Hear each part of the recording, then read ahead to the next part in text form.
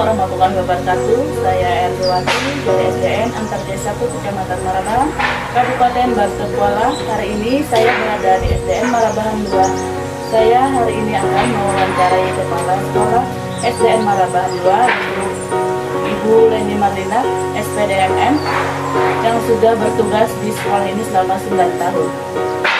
Dan mari kita temui beliau. Selamat siang Ibu. Selamat siang. Apa kabar Ibu hari ini? Alhamdulillah. Terima kasih Ibu atas waktunya hari ini. Sudah saya sampaikan dari awal bahwa saya hari ini mau wawancara Ibu Kepala Sekolah Marabahan 2. Izin Ibu sudah berapa tahun di sini? 9 tahun Bu. Alhamdulillah lama sekali. Jadi saya mulai aja Ibu pertanyaan wawancara kami di modul 3.1 ini CGP Angkatan 6 tentang kasus dari pemecahan kasus kepala sekolah Ibu yang kami diminta untuk 3 orang kepala sekolah. Hari ini pertama Ibu Leni kami wawancarai. Kita langsung aja Ibu untuk pertanyaan yang pertama. Selama ini bagaimana Ibu dapat mengidentifikasikan kasus-kasus yang merupakan dilema etika atau bujukan moral? Pertama kita lihat dulu kasusnya itu seperti apa, berat atau ringan, kemudian kita cermati, kita pahami, kemudian kita diskusikan dengan mendengarkan dari berbagai pihak. Terima kasih Ibu. Kita bisa langsung ke pertanyaan kedua Ibu.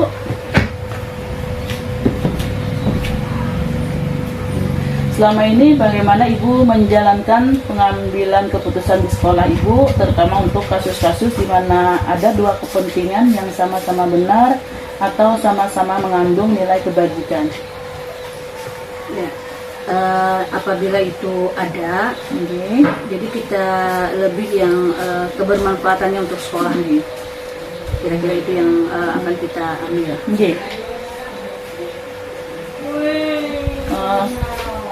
Kita langsung ke pertanyaan ketiga Ibu. Langkah-langkah atau prosedur seperti apa yang biasa Ibu lakukan selama ini? Yang pertama kita lihat kebermanfaatan tadi, kemudian dari sisi tanggung jawabnya, dan juga keputusan itu bisa berefek akan atau berdampak yang terhadap masalah itu bisa akan lebih baik. Terima kasih Ibu. Sudah mempersiapkan waktu, kita masuk ke pertanyaan keempat Ibu.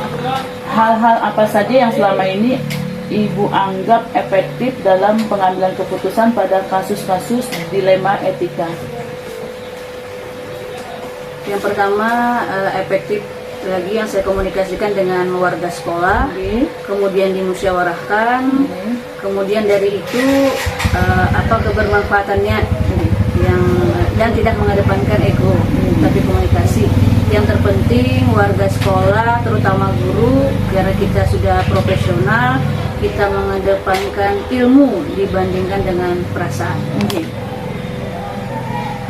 Jadi terima kasih Bu. Baik, untuk kita selanjutnya, hal-hal apa saja yang selama ini merupakan tantangan dalam pengambilan keputusan pada kasus-kasus dilema etika? Tantangannya itu kita menjaga pihak-pihak yang mungkin istilahnya dirugikan, bagaimana kita mencarikan solusinya agar ia tidak merasakan seperti itu. Terima kasih Bu. Baiklah, kita ke pertanyaan ke-6. Apakah Ibu memiliki sebuah tata krama atau jadwal tertentu dalam sebuah penyelesaian kasus dilema etika? Apakah Ibu langsung menyelesaikan di tempat atau memiliki sebuah jadwal untuk menyelesaikannya? Bentuk atau prosedur seperti apa yang Ibu jalankan? Kita lihat dulu bagaimana permasalahannya. Sekiranya itu memang perlu waktu, kita sesuaikan. Sekiranya itu kita perlu tidak banyak hal yang perlu kita cari jawabannya, mungkin kita bisa langsung artinya tidak ada jadwal khusus untuk itu apabila kita bisa menyelesaikannya. Baik Ibu. adakah seseorang atau faktor-faktor apa yang selama ini mempermudah atau membantu Ibu dalam pengambilan keputusan dalam kasus-kasus dilema etika? Ya. Kadang kalau kita menyangkut peserta didik, pasti Oke. kita mengkomunikasikan dengan orang tua, atau mungkin untuk hal-hal yang misalnya lebih luas kita bisa masuk minta bantuan dengan komite sekolah. Terima kasih Bu. Ini ada pertanyaan yang ke-8 atau pertanyaan terakhir. Dari semua hal yang telah disampaikan, pembelajaran apa yang dapat Ibu petik dari pengalaman Ibu dalam mengambil keputusan dilema etika? Pengalaman kita, terutama kita banyak hal dari hal-hal tersebut akan jadi pembelajaran bagi kita. Yang intinya adalah komunikasi. Ini Bagaimana kita berkomunikasi dalam hal untuk menyelesaikan masalah tersebut, dan juga terakhirnya pelajaran bagi kita bagaimana kebijakan kita dalam mengambil sebuah keputusan itu. Oh, bagus sekali Bu. Terima kasih Ibu. Ini sudah pertanyaan saya yang terakhir. Baik Ibu, sudah 8 pertanyaan yang saya sampaikan. Terima kasih atas jawaban Ibu. Cuman di poin 4 ini saya tertarik sekali sama jawaban Ibu. Ibu menjawab Tuh 2-3. Ada yang belum? Ibu, baik, ini sudah 8 pertanyaan yang Ulun sampaikan ke Ibu. Tapi di sini ada yang membuat saya sangat menarik untuk menggali dari pertanyaan keempat. Ibu tadi menjawab mengedepankan ilmu keprofesionalan guru. Itu seperti apa menurut Ibu? Iya, karena kita Bu Erni, karena kemarin kan kita sudah mendapatkan sertifikasi. Nah, arahnya ke situ. Jadi karena kita sudah sertifikasi, kita dianggap sebagai guru profesional. Artinya kita dianggap memiliki keahlian, mampu dalam hal ini sesuai tupoksi kita. Nah, jadi apapun adanya permasalahan di sekolah, baik itu tentang administrasi dan sebagainya, selalu mengedepankan keprofesionalnya. Guru profesional itu kan Bu, karena kita sudah mendapatkan sertifikasi. Jadi harapan pemerintah kita bersikaplah profesional seperti profesi-profesi yang lainnya. Dalam hal ini apakah kita dalam hal administrasi, kemudian kinerja lainnya kita profesional. Begitu juga kita dalam hal yang ditanyakan Ibu tentang pengelolaan kasus. Nah, itu pun kita juga mengedepankan ilmunya. Artinya ilmu keguruan kita untuk menyelesaikannya, etikanya dan sebagainya. Kan guru ada 4 kompetensi nih. Kompetensi kepribadian, kompetensi sosial, kemudian pedagogik, dan satunya apa Bu Erni? Satunya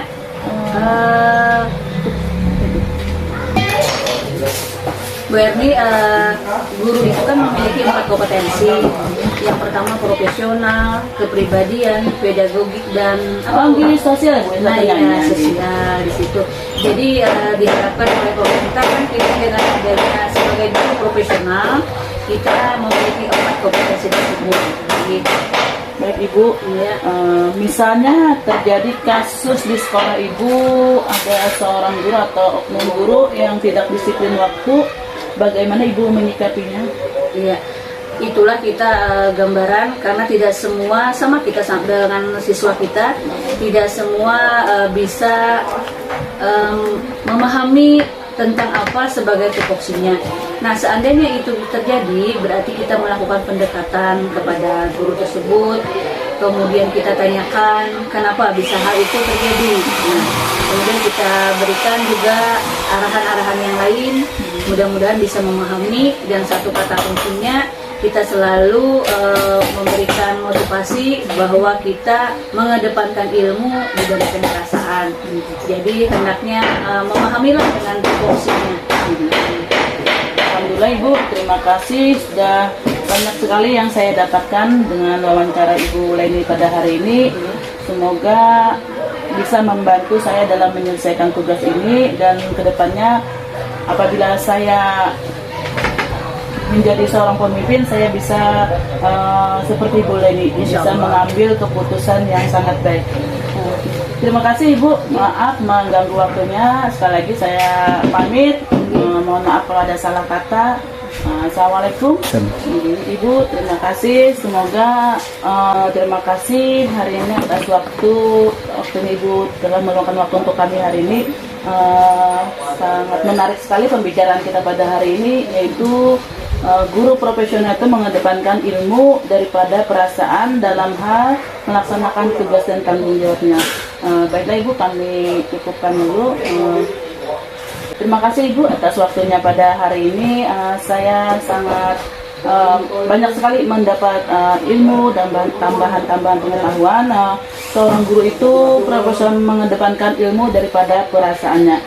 Dalam hal ini saya berharap kemungkinan besar Baiklah Ibu, terima kasih atas waktunya pada hari ini. Saya hari ini banyak sekali mendapat masukan, dapat ilmu tambahan, yaitu kata Ibu tadi, kata kunci itu guru profesional itu mengedepankan ilmu daripada perasaannya dalam melaksanakan tugas dan tanggung jawabnya. Kedepannya kalau memang saya ada kesempatan untuk jadi seorang pemimpin, saya akan lebih lagi mengikuti apa yang Ibu sampaikan tadi dan akan menggali lagi ilmu dari Ibu Marlina di SDN Marabahan 2 ini. Terima kasih atas waktunya. Baiklah, terima kasih. Hari ini saya telah melaksanakan wawancara dengan Ibu Kepala Sekolah SDN Marabahan 2, yaitu Ibu Leni Marlina SPDMM. Beliau menyampaikan kata kunci guru profesional itu mengedepankan ilmu daripada perasaan. Terima kasih.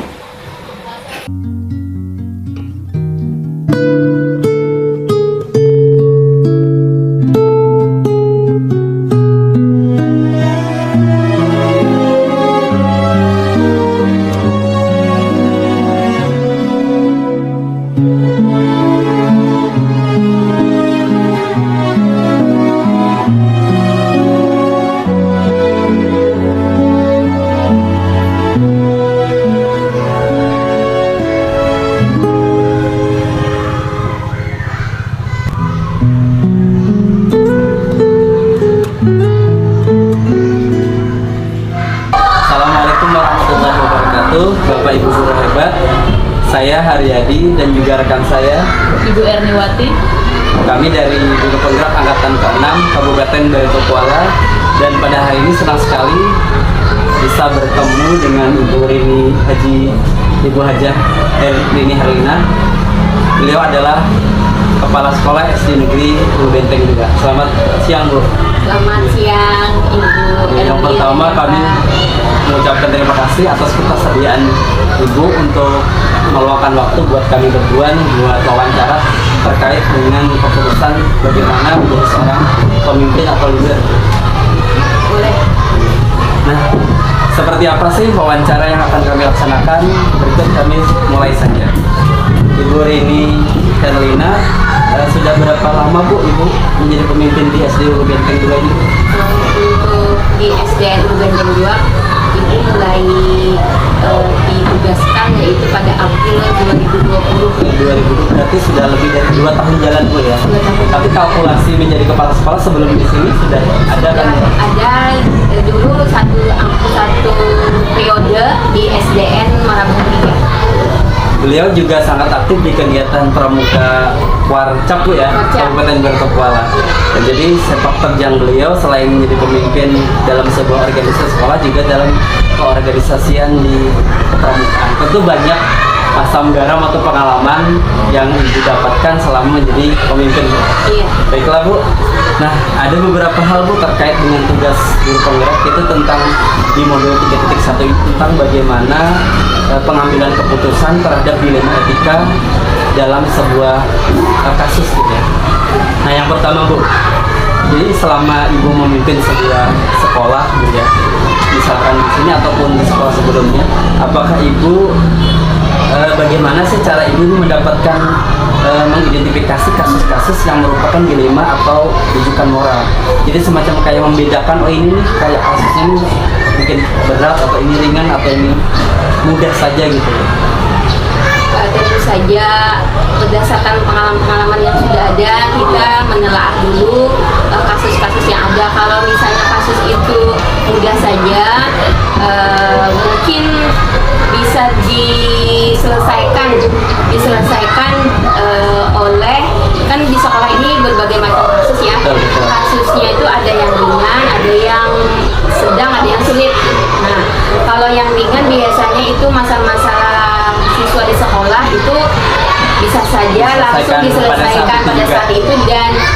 misalnya guru langsung bisa menyelesaikan oleh guru saja. Oh gitu, berarti iya. memberikan peluang kepada guru atau wali kelasnya Iya. menyelesaikan. Menyelesaikan. Apabila memang skalanya lebih luas, mungkin melibatkan ibu selaku pimpinan dan juga rekan guru yang lain Bu ya, Iya. termasuk mungkin pihak orang tua. Iya. Kita menelaah dulu kesulitan atau tingkat kerumitan dari Berarti kasus ditelaah, dianalisa bagaimana kasus itu apakah ringan, sedang atau berat. Iya. Kalau kasus yang berat pernah terjadi Bu, mungkin yang melibatkan beberapa orang ataupun sampai kali. Iya, kalau kasus berat pernah terjadi itu waktu kami masih di sekolah yang sebelumnya. Nah, itu juga melibatkan beberapa unsur-unsur, diantaranya adalah siswa itu sendiri, kemudian orang tua, kemudian rekan komite sekolah, bukan rekan sekolah kan guru, stakeholder, kemudian tentu saja kepala sekolah dan beberapa rekan atau komite sekolah yang biasanya kami anggap orang Bisa memberikan solusi. Gitu.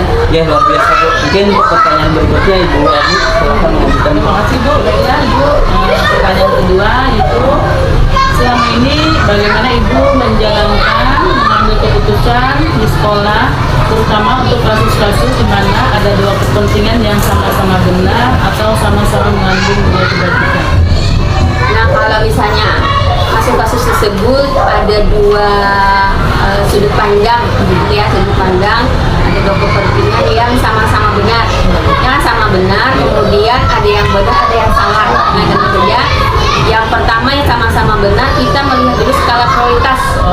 Nah, skala prioritas dan skala kepentingan. Kepentingan itu tentu saja untuk kepentingan bersama dan tidak memihak. Nah, tidak memihak itu. Dan ini mungkin sangat hati-hati sekali, ya, apalagi melibatkan orang banyak atau warga sekolah di luar sekolah gitu. Jadi harus bijaksana dan mengambil keputusannya jangan tergesa-gesa, harus sabar, banyak pertimbangan. Ya. Itu ada pernah terjadi saat Ibu menjadi kepemimpinan sekolah ini? Kepemimpinan itu pernah terjadi, apalagi kita di sekolah yang di kota. Nah, di kota banyak sekali. Jumlah siswa juga lumayan banyak sekali Bu, ya. Jumlah siswa lumayan. Malah terbanyak di Marabahan Bu ya. Terbanyak di sekolah di Marabahan kita sekitar 350-an. Banyak sekecamatan Ya, kecamatan Marabahan. Jadi banyak sekali permasalahan yang timbul. Tapi itu lagi kembalikan lagi ke kita bagaimana membijaksanai, kemudian mencari solusi yang terbaik gitu. Ya. Ini kan ada masalah nih Bu ya, timbul nih karena mungkin ada dari siswa, ada mungkin dari rekan sejawat guru atau mungkin dari pihak lain. Kemudian Ibu selaku pimpinan di sini, langkah-langkah atau prosedur apa sih yang sedang dilakukan Bu? Prosedur yang dilakukan, ya. Pertanyaan ketiga Bu. Nah, prosedur yang dilakukan dalam menentukan atau menbijaksanai sebuah masalah itu yang pertama kita harus mencari dulu penyebab permasalahan tersebut. Nah, kemudian kita cari dulu akar permasalahan, kemudian orang-orang yang terlibat terkait. Iya.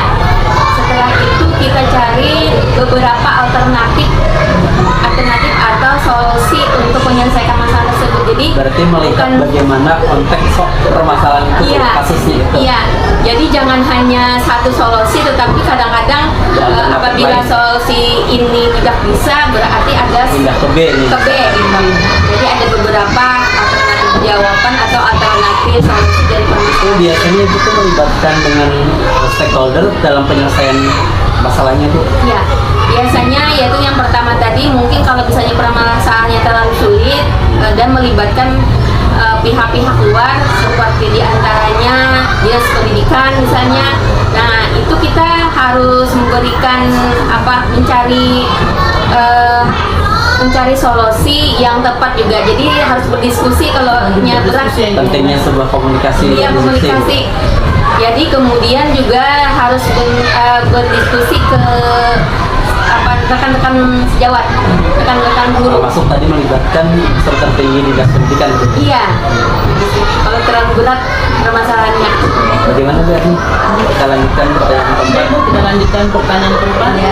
Hal-hal apa saja yang selama ini Ibu anggap efektif dalam mengambil keputusan pada kasus-kasus dilema etika? Dilema etika seperti contohnya kasus Misalkan mungkin kayak rekan dari guru nih, bukan tetap mungkin ada rekan guru nih yang misalkan punya ide begini, tapi di sisi lain menurut guru lain kayaknya tuh kurang pas tuh. Padahal yang bersama tuh kayaknya ide ini luar biasa. Nah, jadi ketika ibu selaku pemimpin pengambilan keputusannya bagaimana? Itu kan sebuah dilema nih. Menurut ini bagus, setelah dikaji ternyata oh ya bagus, tapi sisi lain jangka panjangnya ternyata kayaknya ini kurang relevan untuk jangka panjang. Nah, ibu menyikapi dari kasus tersebut kayak apa? yang pertama itu yang kita sikapi dulu alasan jadi dia memberikan pendapat tersebut ya alasannya apa harus tepat dulu. Setidaknya kan ibu tetap mengapresiasi Tetap si guru yang harus itu. Iya. Karena kalau saya pribadi sebagai guru kadang ketika kita memberikan masukan atau saran, sudut pandang saya mungkin bagus nih tanpa ulun mengukur kedepannya. Ternyata ketika dikaji ulang ternyata kurang relevan. Tapi ketika disalahkan ternyata emang ada kayak patah hati gitu. Jadi di situ yang pian jaga ya. Yang dijaga. Kalau kita pribadi, saya pribadi itu selalu memberikan semacam sebetulnya semua pendapat semua pendapat apakah itu tidak tepat, apalagi tepat selama membangun itu sekolahan. Jadi garis besarnya itu membangun sekolah, diberikan kesempatan, diberikan peluang, diberikan semacam terbuka lah untuk sekolah yang tapi pertama pada itu. endingnya nanti kesepakatan karena kerjasama tadi Bu ya, Iya, komunikasi bersama komunikasi mana yang bersama. lebih baik. Jadi setelah itu baru kita pertimbangan. Nah, pertimbangan itu jangan hari itu dia memberikan pendapat, jangan hari itu kita berikan disekat. Nah, jangan. Kalau tantangannya Bu yang paling berat apa? Tantangan seperti apa? Misalkan ada sebuah pengambilan keputusan tuh yang paling berat selama ini Ibu Yaitu menjadi pertimbangan. Mempertimbangkan, kemudian kita harus memberikan alasan yang kuat. iya. Jadi jangan istilahnya tuh memberikan keputusan yang tidak ada alasan. Nah, jadi kita harus ada alasan. Misalnya kita kurang setuju dengan pendapat dari guru. Yang pertama kita harus memberikan apresiasi dulu. Oh bagus. Berikan semangatnya dia lah gitu. Kayak contoh kecil kan misalkan ada anggaplah guru kelas nih, guru kelas tinggi atau kelas bawah yang pengen melakukan sebuah kegiatan bersama anak-anak, tetapi mungkin kayak di RKS itu tidak terjadwalkan Bu ya. Benar. Baik dana maupun program. Ya. Tapi karena si guru ini kayak punya keinginan untuk membawa anak-anak keluar misalkan dan memerlukan transport nih. Iya. Akhirnya kan minta kebijakan pian untuk masalah dana gitu ya. Nah disitulah kayak fungsi pian memberikan keputusan gitu ya. Biasanya seperti ini, kita melihat dulu kepentingannya itu besarnya seperti apa. Walaupun biasanya kalau kami walaupun tidak ada dana misalnya dari pendapat yang itu tadi kegiatan antara masa kita itu, kita akan mencari jalan keluarnya. Kan banyak jalan Meskipun di keluar. program yang sebetulnya yang sudah dibuat bersama Iya. tidak ada, tapi pian menimbang, nih Bagus. guru yang ini bagus nih, Bagus. mengajak anak-anak Iya. anggap itu dibanding dengan sekolah Iya. lain, tapi memerlukan transport dan biaya misalnya. Nah, kemudian juga mungkin di kegiatan itu urgent. Urgent itu maksudnya Mendesak lah, mendesak, penting. Itu pertimbangannya. Jadi kebijakan-kebijakan itu berdasarkan pertimbangan baik buruk, apakah itu perlu sekali, tidak atau tidak usah. Nah itu. Jadi kita skala prioritas biasanya. Silakan Bu. Bu, baiklah kita lanjut ke pertanyaan berikutnya. Untuk memutuskan masalah yang ringan, biasanya langsung saya Keenam.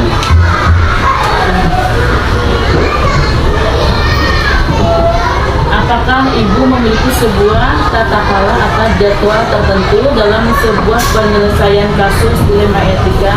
Apakah ibu langsung menyelesaikan di tempat atau memiliki sebuah jadwal untuk menyelesaikan bentuk atau prosedur seperti apa yang ibu jalankan? Ya, untuk sebuah masalah yang ringan itu biasanya tuh Katakan di awal tadi mungkin Iya, bisa dieksekusi di situ. Iya, bisa di tempat aja. Karena kan itu biasanya masalah-masalah yang sudah biasa, sudah rutin dan sudah bisa diselesaikan langsung. Jadi langsung aja, tidak usah mencari.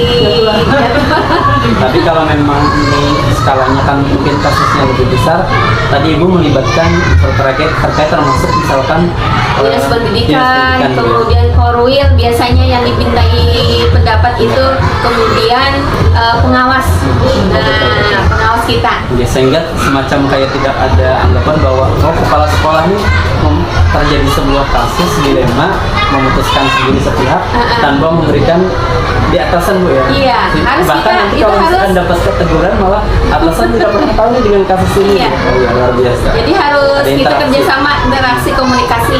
Walaupun pendapat tersebut kita kan menghargai pendapat dari rekan-rekan sejawat kita, diantaranya guru, kemudian pengawas, korwil, sampai ke dinas pendidikan. Tapi kesimpulannya kita sendiri. Jadi kebijakan itu penting, pertimbangan itu penting. Nah, untuk sebuah kebijakan. Kalau ini Bu, berikutnya kan tadi misalkan terjadi masalah baik itu ringan, sedang maupun yang harus melibatkan Bapak pengawas, korwil dan juga dinas pendidikan. Nah sekarang Bu, adakah Bu Ibu selama memimpin baik itu mungkin di sekolah sini ataupun sekolah sebelumnya selama kurun waktu 7 tahun menjadi kepala sekolah, semacam kayak faktor-faktor yang mempermudah pengambilan keputusan Bu? Yang menurut Pian, oh ini mempermudah dalam mengambil keputusan Pian selaku kepala sekolah gitu. Mungkin dari kayak masukan dari guru atau mungkin apa gitu, ada gitu ya? Ada tentu saja, pasti ada di sekolah ini kan, walaupun tidak semua yang bisa dimintai diskusi, masih ada beberapa yang kita anggap sebagai orang yang juga bisa memberikan masukan pendapat. Tidak itu perlu tua, tidak itu muda, tetapi kita lihat dia bisa memberikan solusi, dan solusi itu tepat.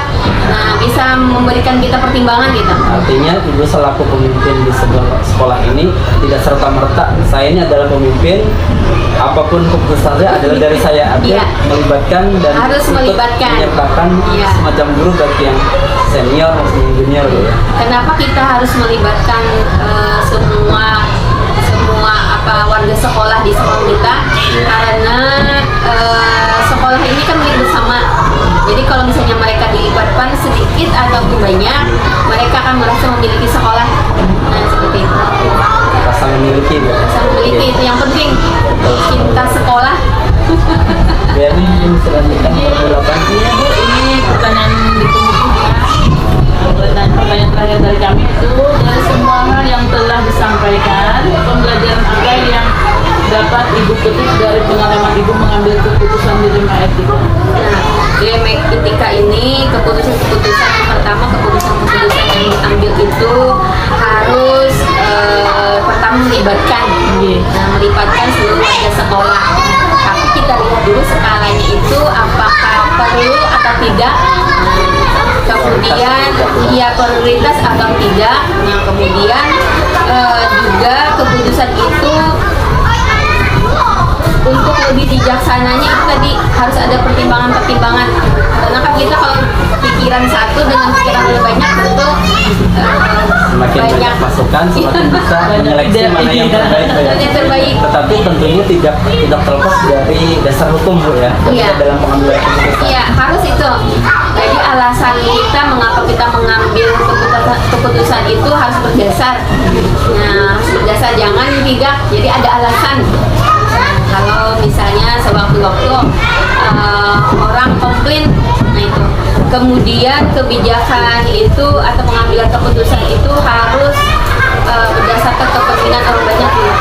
Jadi itu yang penting. Tadi Bu mengatakan mungkin supaya tidak terjadi konflik. Pernahkah Bu selama mungkin yang dikonflik atas kebijakan yang sudah diputuskan dari sebuah kasus? Selama ini belum Pernah. Berarti memang mungkin karena memang sudah dibicarakan secara Bersama-sama, iya. duduk bareng, kemudian bagaimana solusi terbaik sehingga tidak pernah terjadi konflik. terjadi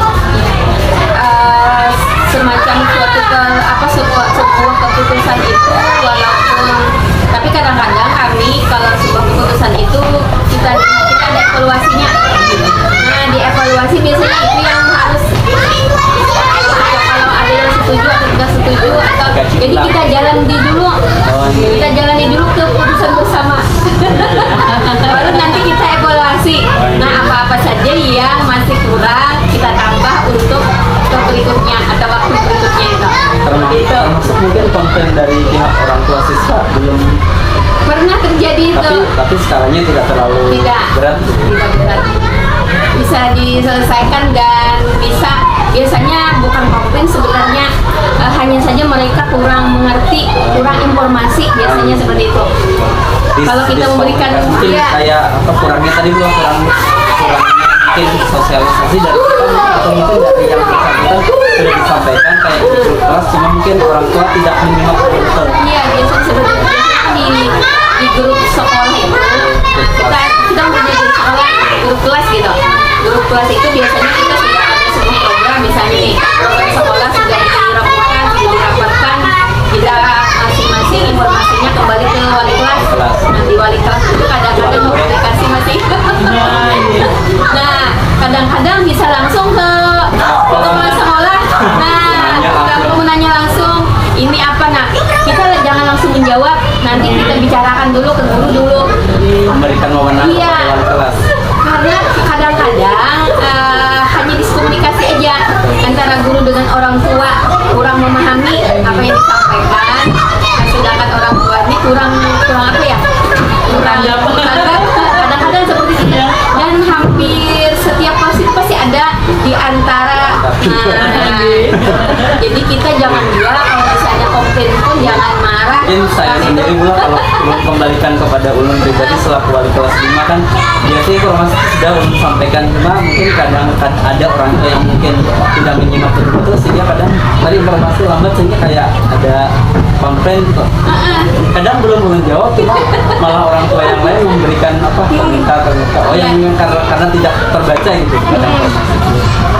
Cukup menarik sekali Bapak Ibu pembicaraan kita hari ini ya, biarin dengan Bu Rini aja, Reni Herlina SPDSD, beliau yang sudah 7 tahun dan 2 sekolah yang sudah Kian pimpin selama ini. Di 2 tahun terakhir beliau menempati tugas menjadi kepala sekolah SDN Benteng 2 yang merupakan bisa dikatakan sekolah terpadat pertama di Kecamatan Merobahan. Kebetulan juga lokasinya tepat di pinggir jalan raya, jadi akses ke kegiatan sangat mudah gitu. Sehingga banyak minat dari orang tua ya. Iya, Sudah banyak. kemarin. Kemarin sehari itu sudah hampir penuh. Luar biasa. Iya. Nah, oh iya Bu, ini mungkin ada pertanyaan ya pemantik lainnya nih. Kalau Ibu selama menjadi kepala sekolah, hal yang paling menarik itu apa Bu? Untuk dalam sebuah keputusan Bu? Pak, seperti Mungkin kan Ibu tuh ketika memberikan sebuah keputusan yang asalnya mungkin dipertimbangkan oleh guru ini kayak kurang sependapat, tapi akhirnya Ibu bisa memberikan kayak semacam gambaran bahwa ini bakalan bagus nih buat sekolah kita dan diterima. Pernah terjadi seperti itu? pernah terjadi. Sebenarnya setiap pendapat kita kalau misalnya itu baik pasti orang akan hingga kita mengkomunikasikan. Biasanya harus diberikan alasan, kemudian contoh-contoh, kemudian jangan langsung diberikan kesusahannya. Oh, Jalani dulu. Bayangkan hasilnya Jadi bagus. bayangkan hasilnya bagus dulu. Jadi yang susahnya tuh nanti dulu. Nah, contohnya kemarin waktu kegiatan sekolah model di SDN Ulu Benteng, Maraban 3. Nah, Maraban 3 itu kan banyak lomba-lomba yang dilombakan dan alhamdulillah SDN Maraban 3 itu juara satu favorit. Nah, juara satu terbanyak mendapatkan piala-pialanya. Nah, itu kemarin keren karena lombanya itu diikuti oleh SMA, sekolah model SMA, SMP dan SD. Nah, kalau misalnya melihat kesulitan memang sangat sulit. Nah itu, tapi kita berikan semacam dulu, motivasi dulu. Ya, motivasi kepada kan seluruhnya harus bergerak itu. Nah, motivasi kalau sekolah kita kan harus ini dan sebagainya. Dan dalam eksekusinya kita kerjakan bersama-sama. Luar biasa sekali Bu ini atas mungkin pengalaman Pian yang bisa kami gali berdua. Nah mungkin ada tambahan Bu Eni juga. Mungkin sudah cukup Bu. Inilah terima kasih kami mengucapkan atas kesempatan waktu bisa beelang atau hadir ke kantor Pian juga melihat bagaimana kondisi sekolah di sini luar biasa. Dan juga perlu diketahui bahwa Ibu Rini juga ketika memimpin sekolah ini mendapatkan prestasi juara satu sekolah terbersih rasanya Bu ya. Kabupaten Berkepala. Luar biasa. Mudah-mudahan nanti jika kami mungkin ada jalan jadi ya, atau mungkin kami setidaknya kami aplikasikan di kelas kami menjadi kelas terbersih. Iya. Demikianlah Bapak Ibu percakapan kami atau wawancara kami dengan Ibu Hajah Rini Harina SPDSD, beliau selaku Kepala Sekolah SD Maraban 3. Mudah-mudahan dari apa yang kami perbincangkan hari ini mendapatkan manfaat bagi kita semua, khususnya bagi kami berdua pribadi. Terima kasih dan kami ucapkan Assalamualaikum warahmatullahi wabarakatuh. Terima kasih Bu. Ya. Sama-sama Bu.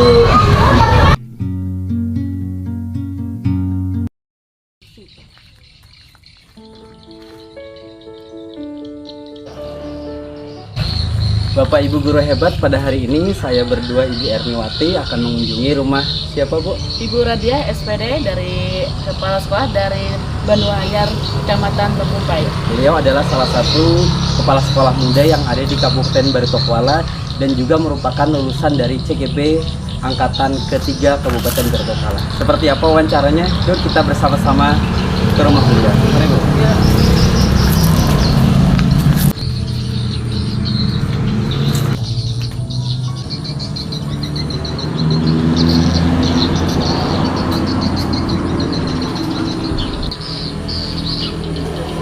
Itu ada Ibu Radia. Assalamualaikum Bu.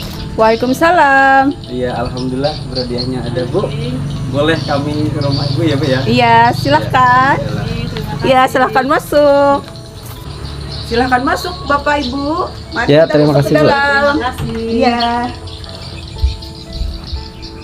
Bapak Guru Hebat, kali ini saya dengan Ibu Erniwati bersama Bapak Haryadi telah berada di rumah Ibu Radia SPD, Kepala Sekolah SDN Banduanyar, Kecamatan Bengkumpai, Kabupaten Baritokwala. Hari ini kami berdua akan mewawancari beliau. Haryadi. Ya.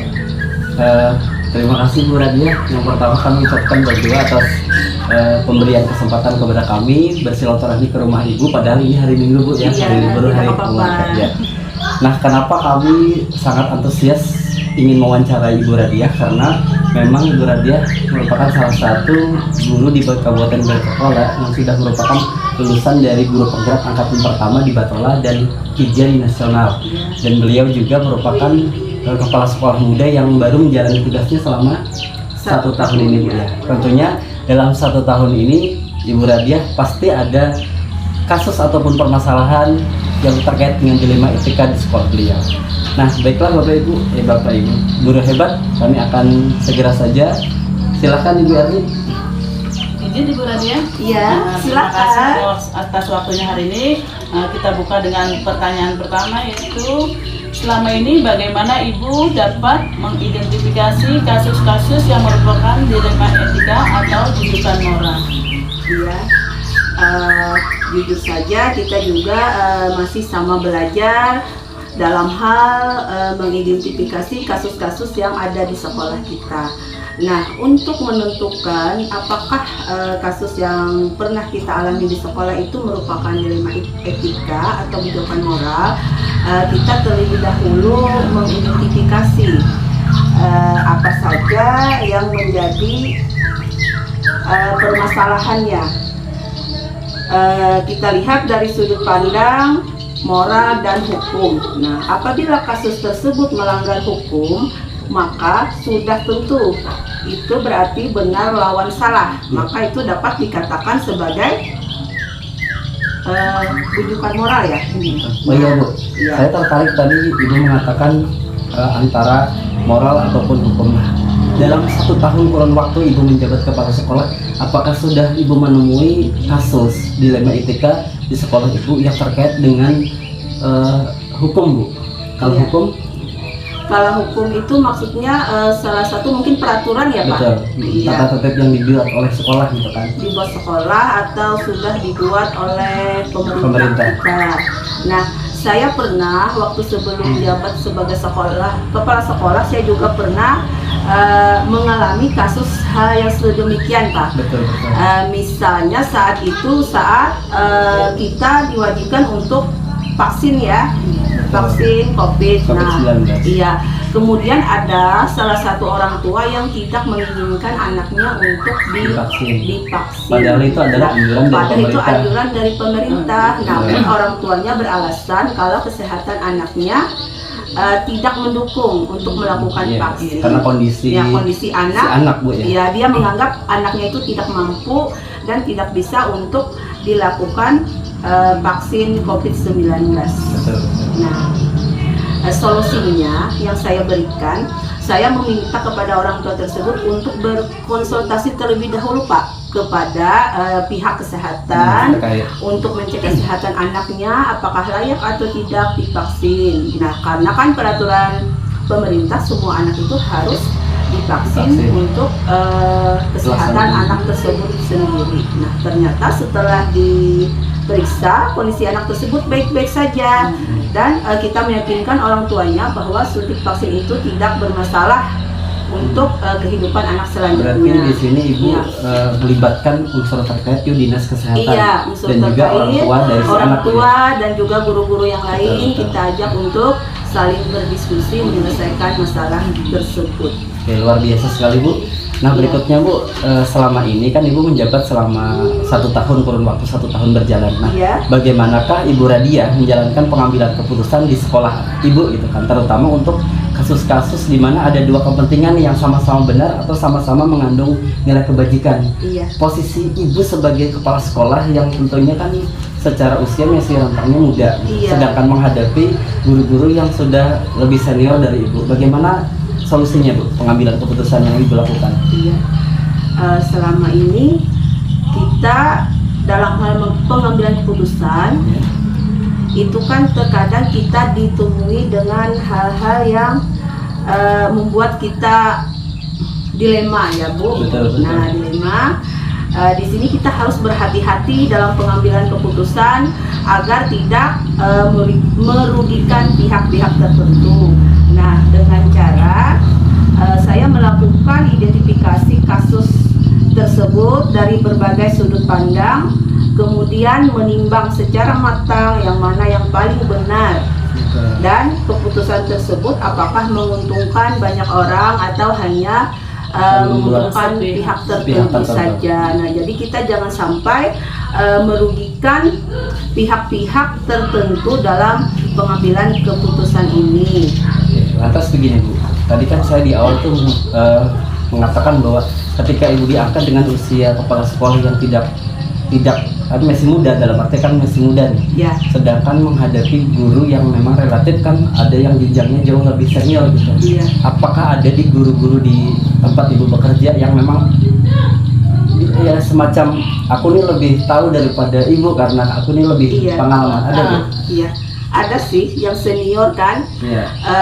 Namun kita juga dalam hal pekerjaan ya Pak, kita selalu berusaha untuk bekerja seprofesional mungkin. Nah, kita pun dalam hal pengambilan keputusan tadi, contohnya tidak mengambil keputusan dengan pikiran kita sendiri, dengan kemauan kita sendiri, namun kita juga berpijak pada hal-hal yang tentunya mengacu pada syarat-syarat pengambilan keputusan. Nah, jujur saja selama mengikuti pendidikan guru penggerak ini, saya merasa banyak memiliki modal, banyak memiliki pengetahuan.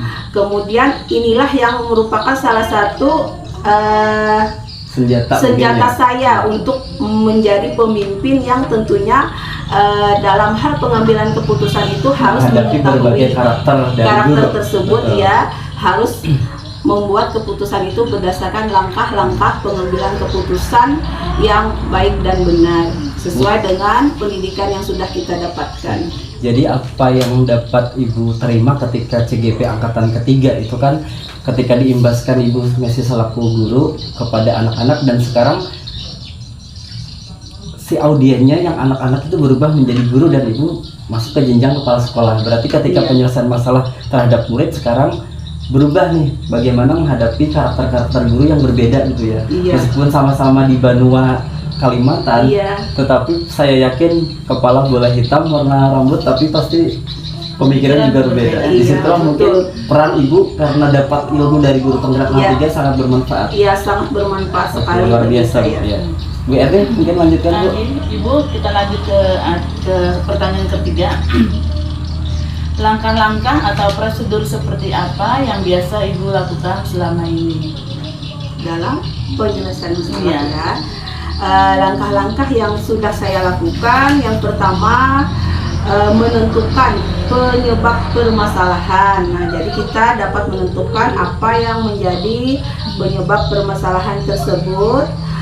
Kemudian menentukan siapa yang terlibat dalam masalah tersebut. Setelah itu kita juga akan menanyakan kepada orang-orang terdekatnya, bisa temannya, bisa gurunya, mencari informasi sebanyak-banyaknya. Nah, setelah itu kita akan berdiskusi dengan warga sekolah. Warga sekolah ini bisa misalnya guru kelas, guru mata pelajarannya, atau misalnya penjaga sekolah yang berhubungan dengan yang berhubungan dengan permasalahan tersebut. Kemudian kita juga akan membuat beberapa solusi keputusan. Nah, berdasarkan identifikasi kita tadi, kita akan membuat beberapa solusi keputusan.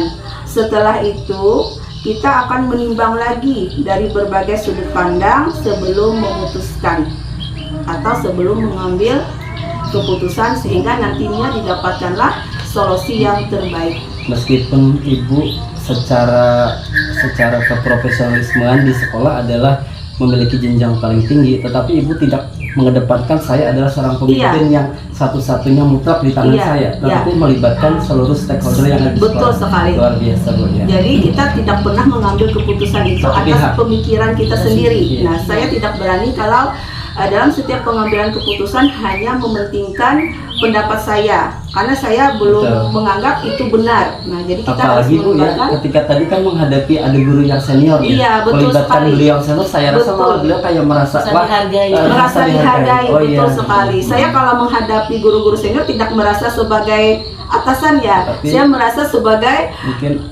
anak yang perlu dibimbing seperti itu Pak. Nah, jadi di situ ada sisi catatan dari si guru yang senior, bukan mendikte tetapi mengajak gitu Bu ya. Iya, betul sekali. Betul sekali Bu.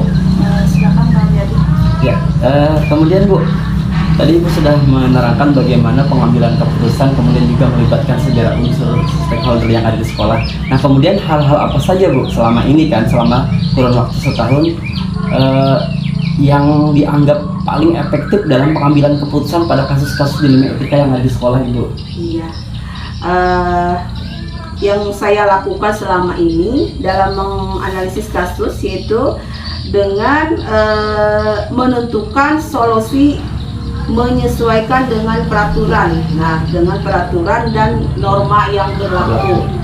serta mengedepankan kepentingan umum, misalnya solusi tersebut bermanfaat bagi orang dan baik untuk jangka waktu panjangnya. Ya, Jadi bukan hanya pada saat ini diselesaikan, kemudian selesai di sini, tapi periode akan datang nih Iya. efeknya bagaimana bagi Iya, orang betul lain dan sekali. halayak umum, Bu ya. Iya. Betul, luar biasa. Ya.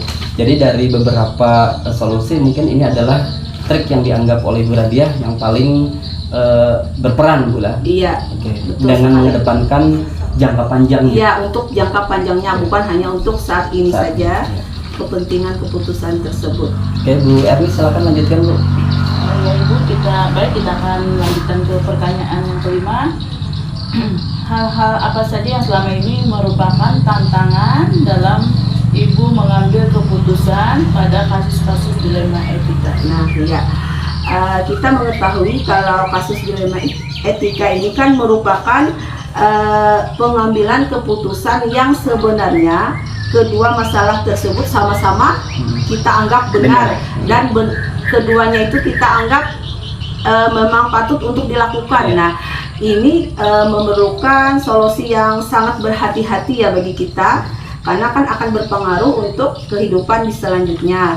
Nah, pada masalah ini, tantangan ini, saya mengambil keputusan dengan mencari keputusan terbaik, karena kan keduanya merupakan masalah yang sama-sama benar. Nah, dalam mengambil keputusan tersebut, kita harus mengetahui bahwa apakah keputusan yang kita ambil itu menguntungkan kedua belah pihak.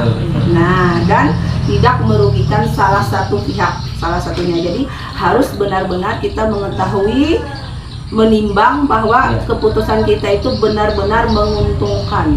Biasanya begini, Bu, ketika dua orang memiliki kasus dan kita anggap mereka punya hak untuk membela kebenaran bahwa kasusnya, ketika Ibu sebagai pemimpin mengatakan lebih berat ke sini yang benar, secara otomatis di hati kecil si yang bersangkutan yang sebelah pasti akan merasa terintimidasi sebelah gitu ya. Nah, di sini peran Ibu mungkin juga belajar di bagaimana pembelajaran di KHD, jadi menerapkan keadilan itu, Bu ya. Iya, betul sekali. Oke. Nah, baiklah, Bu, berikutnya, Bu. Nah, jadi kan ketika tadi menyelesaikan masalah di mana dari kedua belah pihak ini harus sama-sama saling dilihat kebenarannya dan tidak memandang sebelah gitu kan dia, sehingga ada jangka panjangnya dari kurun itu ketika dilaksanakan. Nah, kemudian, Bu, dalam penyelesaiannya, Bu, dalam proses penyelesaiannya, apakah Ibu punya jadwal tertentu? Kemudian misalkan kita selesaikan pada hari ini, kemudian atau hari lusa akan datang, kemudian di tempatnya ini atau di hari itu Ibu prosedural langsung dilakukan, Bu? Iya. Begini, kita juga sebelumnya harus melihat masalah tersebut apakah termasuk masalah yang ringan, yang sedang atau yang berat. Nah, dipelajari sebelumnya. Kita pelajari apakah kasus ini dapat kita selesaikan dalam waktu yang singkat. Seandainya dapat diselesaikan, maka cepat-cepatlah diselesaikan. Karena kan kita tidak ingin ada masalah yang berkepanjangan dan berlarut-larut. Nah, namun apabila masalah tersebut tidak dapat diselesaikan secara langsung, atau katakan saja masalah tersebut berat ya, jadi saya akan melakukan langkah-langkah yang berkelanjutan dan sesuai dengan prinsip-prinsip pengambilan keputusan 9 prinsip pengambilan keputusan yang sudah kita pelajari. Nah, itu saya anggap luar biasa langkah-langkah yang seharusnya dalam kita pengambilan keputusan yang harus kita lakukan. Nah, apabila masalah kita cukup berat sejauh ini, pernahkah terjadi kasus yang dianggap harus berkelanjutan selama 1 tahun menjabat sebagai kepala sekolah? Seperti saat ini apalah? Ada di sekolah Ibu? Atau memang kasusnya masih dianggap ringan atau mungkin sedang? Iya, kalau dalam 1 tahun ini ada 1 kali ya. 1 kali.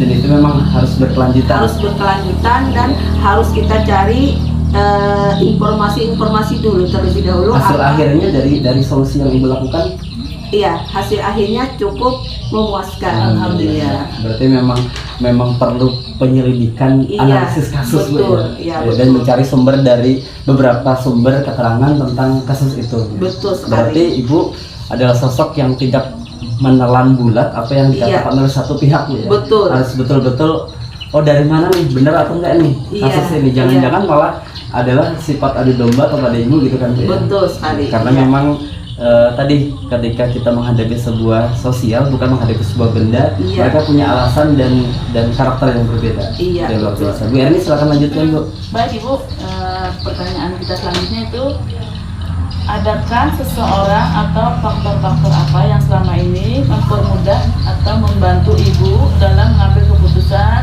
dalam kasus-kasus dilema etika? Nah, iya, dalam pengambilan keputusan saya selalu mengajak warga sekolah tadi ya, seperti stakeholder atau wali murid atau orang-orang yang mempunyai kedekatan personal dengan orang yang mengalami permasalahan. Jadi banyak yang membantu dalam mencari alternatif solusinya. Jadi seperti itu ya Bu. Saya akan melakukan hubungan dengan pihak-pihak lain dalam mempermudah saya untuk pengambilan keputusan seperti kasus-kasus dilema etika tersebut. Berarti mereka dengan ringan hati membantu Ibu ya Bu? Iya. Oke. Kita minta kerjasamanya agar permasalahan yang ada pada lingkungan kita akan cepat terselesaikan. Adakah Bu kendalanya kalau kita bantu pihak-pihak terkait itu menolak? Sebenarnya kalau kita menjelaskan bahwa tujuan ini baik, Iya. mereka dengan semangat juga Bu, karena Betul, sama-sama bagus, menginginkan lingkungan sekolah kita terlihat nyaman, damai seperti itu. Jadi alhamdulillah mereka sangat mendukung dan sangat terbuka untuk melakukan perbaikan-perbaikan untuk lingkungan sekolah kita. Keren sekali Bu, silakan Pak Riyadi selanjutnya. Bu Radia, Ya. mungkin ini pertanyaan terakhir, tapi mungkin nanti akan saya gali lagi Bu dari Ibu karena sangat menarik sekali. Iya. Nah, dari yang telah Ibu sampaikan dari awal sampai akhir tadi, kira-kira Bu, pembelajaran apa yang Bapak dapat Ibu petik nih dari pengalaman ketika mengambil keputusan dilema etika, Bu? Iya. Dalam hal pengambilan keputusan berdasarkan permasalahan kita di dilema etika, pelajaran yang dapat kita ambil adalah kita harus lebih bijaksana. Lebih bijak kata Ya, kuncinya, Bu, lebih ya. bijak dalam menganalisis sebuah permasalahan untuk dijadikan pertimbangan menentukan solusi yang tepat dan terbaik. Nah, jadi kita tidak boleh asal-asalan dalam menentukan pilihan solusi kita, karena ini berhubungan untuk kelanjutan hidup selanjutnya, Pak. Betul. Nah, jadi kita harus lebih bijaksana, harus kita pertimbangkan matang-matang, baru kita membuat keputusan agar hasilnya dapat maksimal. Seperti itu. Dari awal pembicaraan kita ada 3 kata kunci yang dapat saya simpulkan, Bu. Pertama, dalam pengambilan sebuah keputusan atas sebuah kasus dilema etika, satu, kita harus bijak, ya, Betul. yang kedua harus menganalisis nih permasalahan Iya. itu dari mana sih akarnya gitu. Betul sekali. Dan yang ketiga adalah bagaimana melibatkan unsur stakeholder ataupun unsur-unsur terkait dalam Iya. pemecahan masalah sehingga Betul. Ibu tidak dianggap sebagai pemimpin yang otoriter Iya. mengambil keputusan Iya. sepihak. Sehingga kita dianggap tidak salah dalam mengambil Betul. keputusan. Karena diputuskan bersama-sama, Bersama, dicari- akhirnya nanti tanggung jawabnya adalah secara bersama. Betul Iya. sekali. Pertanyaan berikutnya, Bu, saya tertarik nih. 1 tahun kan menjabat kepala sekolah. Iya. Tentunya ketika sepeninggalnya dari kepala sekolah sebelumnya, Iya. itu kan mungkin ada plus minusnya dari kepala Betul sekolah. sekali. Boleh tahu, Bu, berapa orang guru di lingkungan Ibu? 10 orang. 10 orang, berarti 11 dengan Ibu ya? Iya. Nah, dari jalan 1 tahun, bagaimana pandangan dari guru-guru di tempat Ibu? Apakah ya sedikitnya kan mungkin, oh ternyata Ibu Radia ini meskipun di usia yang muda, Iya. tapi ternyata bisa menjadi leader nih yang bagus di sekolah kita. Ternyata sekolah kita ini nambah maju atau malah adanya penurunan, gimana, Bu? Iya. Ketika kita menjabat sebagai kepala sekolah, kita kan tadi tidak pernah menganggap diri kita sebagai atasan yang harus sepenuhnya harus menyampaikan keputusan sesuai dengan kemauan kita. Tidak, segala sesuatunya kita selalu bermusyawarah bersama guru-guru yang lain, sehingga saya ada sedikit mendengar penilaian-penilaian dari guru yang lain kan, katanya kan ada sampai di telinga dia ya. Kami bangga katanya mempunyai kepala sekolah seperti ibu yang hebat, yang selalu melakukan komunikasi. Jujur saja Bapak Ibu, saya selalu ingin berdiskusi dengan guru-guru itu kalau ada sedikit pun ada permasalahan, sedikit pun ada ide untuk pembangunan sekolah kita, saya selalu berkomunikasi, mencarikan solusi terbaiknya, sehingga guru-guru yang lain merasa dihargai pendapatnya, dan apa yang kita rencanakan juga dapat kita lakukan secara bersama-sama. Jadi semuanya kita bertanggung jawab untuk melakukan apa yang kita rencanakan, Pak. Pernahkah keputusan Ibu tidak diterima oleh 1 atau 2 orang guru? Pernah. Solusinya kita diskusi ulang, Pak. Kita kaji ulang alasannya kenapa menjadi tidak setuju. Kemudian saya juga menyampaikan alasan pendapat saya itu kenapa. Karena kita kan sesuai dengan peraturan juga, misalnya membuat keputusan tersebut, sehingga pada akhirnya tersadarlah oleh guru tersebut bahwa memang keputusan itu baik untuk bersama. Berarti pada endingnya dari kawan-kawan guru yang tidak sependapat atau memang merasa keberatan, akhirnya klop dan menjadi sebuah keputusan bersama. Betul, dengan lapang dada juga akan menerima keputusan tersebut. Dalam 1 tahun, Bu, tersulit menjadi kepala sekolah adalah ketika mengambil keputusan.